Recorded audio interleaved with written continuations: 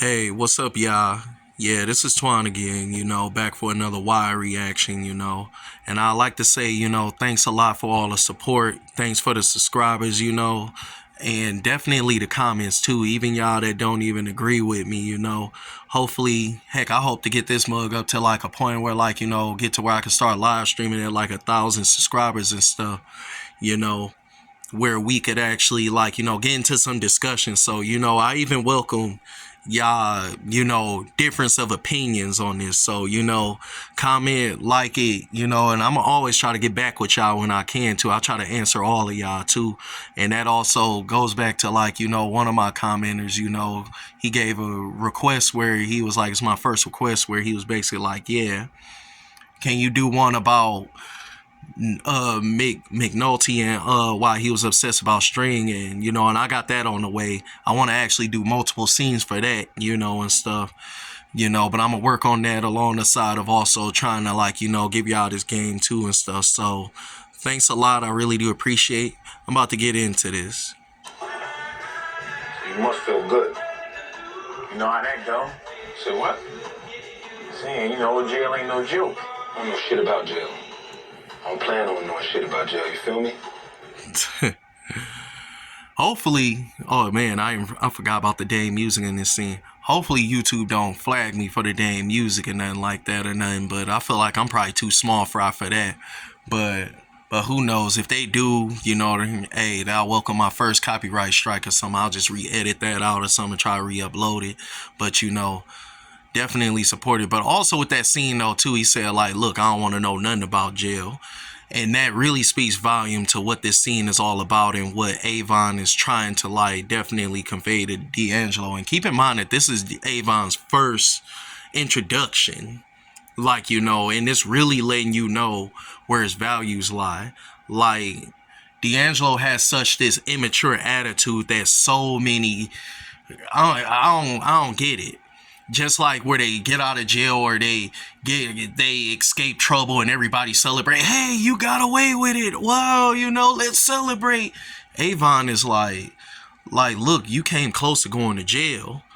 And Avon is like, I don't even want to be nowhere near that. I don't want to be nowhere near close to it. I don't even want to think about jail. And like he said, go and talk to somebody, because you can see that D'Angelo got that immature mindset where he got something to prove or something. You want to talk about jail, though, you can go sit down next to Marcel. He just got home.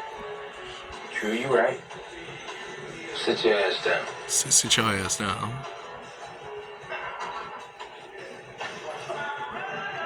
I know it ain't go so good, but that nigga Pooh, he caught me off guard. He came at me like he was crazy. So you shoot the motherfucker? Saying it was him or me. You in our building. You got people on both stairs. You got more motherfucking people out in the court. And you got a gun. So what I'm... Also, in case y'all see me moving the camera around, I don't want people be thinking, because they be funny on TikTok, when I be leaving dang camera just fixed onto the screen, they be thinking like I'm actually recording and stuff. But YouTube do be a bit more lenient, but just to be safe, I'll be scrolling around, and stuff like that, but still keeping the frame. But also in this scene, he talking like, yo, you basically running this whole thing. Why is you got a gun? Why are you even talking to this dude? Like, why is you in this situation? But obviously it speaks volumes to D'Angelo, like he got a lot to prove. And Avon picks up on this. Avon is like, and he knows what the problem is, because Avon probably ran into a whole bunch of people like this and probably even put a whole bunch of dudes down just like his nephew. Trying to figure out is how the fuck you end up shooting this nigga in front of the security booth with all them people around. Saying this nigga was coming at me like he was trying to end me. This ain't about him. This ain't about him. You. It's about you. You can't play him out of that lobby. You can't take a beating either. So the first thing you do, you get all emotional. You pull your gun out. You do some dumb shit. Then now we got to work around. They know it. I know. Yo. Hold on. You said one motherfucking thing I want to hear. He said you ain't said one. But that kind of speaks volumes and stuff, especially that statement where he has said, like, you done did some stuff where we all got to work around now. And how many times have we ever had those friends or family members, or even if for ourselves and stuff, where we done did something stupid to where the whole family and everybody got come together to try to work around you making a mistake. You know, D'Angelo got this attitude where he like, but I made it. Like, we ain't go to jail, man. And Avon gonna pretty much explain like why he's also upset going forward through this. But what Avon is definitely trying to show him, and what you definitely have to show your teenagers, when a kid becomes like when your child becomes a teenager, whether they're your son or your daughter or your niece or your nephew or whatever the story may be, you got to teach them foresight. You got to teach them foresight, because nobody's not going to tell you this, but a proper human, and I mean a proper human has a concept of the future. They're aware of the future and they prepare for the future. People who live day to day and even suffer day to day, believe it or not, and people probably not gonna like hearing this and they probably gonna feel some type of way, but they're basically like animals. People who live day to day are animalistic, animal minded. You are not considered a proper human until you have sat down and thought like, dang, what do I want my old age to look like? What do I want my 20s to look like? What do I want in my 40s? What do I want in my 50s? And you got to start working towards it right now. How do I want to look? What is my money going to look like? Who am I going to be married to? What way do I want my children to come out as? If you have this attitude like, I can't control none of that, I don't have no faith in control, it's like, come on now. Like, look, like I said, as a proper adult, you have to have a concept of foresight. You have to have a concept that your actions have ripple effects that may not just even affect yourself, but also everyone and everything around you. And you have to be conscious of that. You have to be prepared for anything that comes before it even comes. And it kind of goes back to where I even said about like with the whole private investigator thing. Like, you have to know the potentials, dangers that people that you don't know can bring you. And some people jump down my throat about it, and it's kind of funny, but I didn't mention this or nothing like that and nothing, but like how is it that you're gonna share your bed or you're gonna share your house with people and not know what they're doing when they're not around you? You have to be aware, especially as a man. You have to know that like majority of people around you are mischievous. They live day to day and they don't have a concept of their actions. But anyway, we're about to get into this. Hold on. You're right. You're right. I mean, I gotta start thinking more. You be saying that all the time, and you're right.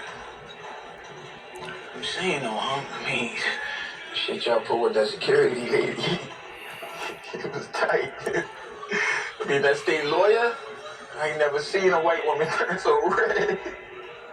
Should have been there. Avon wanted to laugh, but he had to snap back and get serious. Okay.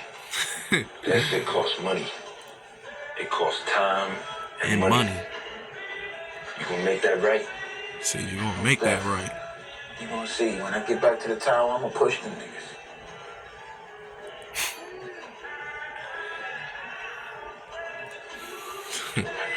Said, all right.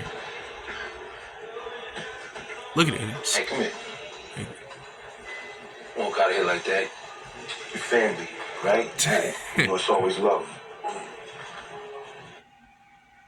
Man. See, that's the most important thing too when you scold somebody. And this could honestly go as far as even with your spouse or your girlfriend or boyfriend, whatever your situation may be.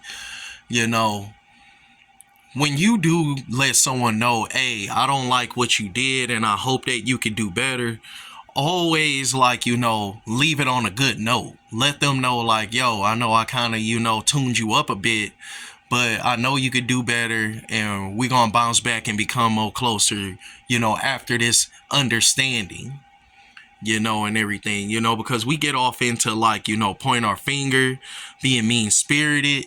Then you be wondering why the heck people becoming bitter. And that also, like I said, it lets you know like where Avon's values really lie at, you know, and stuff. Because I'll tell you this, all that cars, clothes, You know, the hoes, all that type of stuff, the clout, your name ringing out, that stuff gets old eventually. They dudes that who's in the game, they're not gonna tell you that, but it gets old. It gets old very quick. After a while, after when you done sold all your wild oats with them strippers or just, you know, or them hoes out there, and you done sold your chaotic oats and probably, like, you know, had bust your gun and rain, you know, your name is ringing out and all that, and you done bought enough clothes, enough cars, you know, you done got enough, that stuff gets old. And what typically happens is that a lot of those drug dealers, they end up getting so bored that they try to like overcomplicate, you know, the game, and they start trying to get married. They start trying to have families. They try to be a family man while at the same time being in the streets. And they do that because they got bored of being a dang swinging, you know, crash out, you know, bachelor dude in the streets or something. And they looking at it like, dang, I'm getting tired of this. This stuff ain't giving me the same feeling. They start trying to wife up the stripper. They start trying to wife up the dang prostitute. They try to wife up the sack chaser and have kids by her and try to turn her into a housewife. Because let me tell y'all this. Y'all believe that just because y'all got money and y'all got your name ringing out and people got fear of you or something like that, you know, y'all think that that's going to make a stripper or a damn prostitute submit, and I just have to tell you, like, there ain't nothing to get those type of women submit.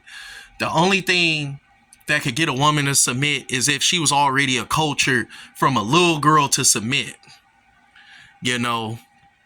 And that means that she gotta probably be in Islam, Jewish, or Catholic. But that's another story for a whole nother day. I know I'm going a little bit off topic, but that stuff gets old. And the point that I'm bringing up about Avon is that Avon gives off that vibe where he done probably sold his wild oats out here. He done probably done did it all, seen it all. And the thing that he values the most right now is his family. And you will come to find that out. And it all goes back to just like even with Scarface, where like Tony Montana was like, dang, this is it? Is this really it? Like, think about what Tony had. He had money. He had a beautiful wife. You know, he's like a living legend. He's got all success, but he's like, man, this ain't enough. This ain't nothing.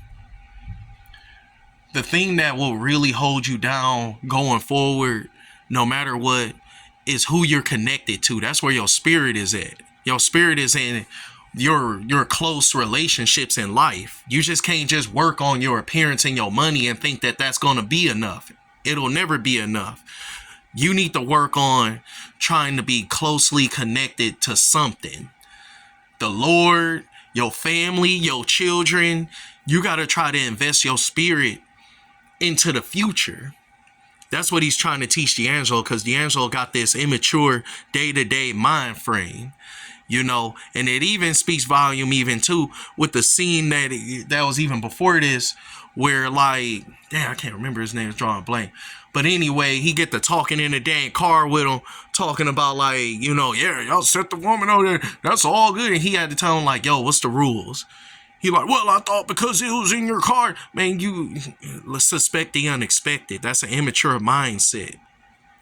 I don't know why some of y'all believe deception is a magical power or something, like shooting fire. Like when I tell people even about the dang private investigator thing, they look at it like, man, that's going too far. That's too much. Nobody ain't gonna be doing all that against. Man, you be surprised. I don't know why certain people look at deception as like it's some type of magical ability, supernatural ability to lie about where they were, to lie about their intentions of being with you or around you. I don't know why. To me, it's not a superpower, because I grew up, and probably because, like I said, like I grew up, no, I don't think I ever mentioned that, but I grew up around some grimy people, and I've seen family members backdoor each other for money. I've seen it where like dice games, card games, all type of, everybody's rolling, everybody's making money. And most of the time they didn't even do it for the money. It was just to humiliate the other person. It wasn't even about the money. I've seen dudes scheme on each other's women. I came up around that environment where I literally, like, and even with my own family, like I can, and like I said, I know it sounds kind of contradictory what I'm trying to tell y'all about with Avon about family, but it's hard for me to trust even certain family members.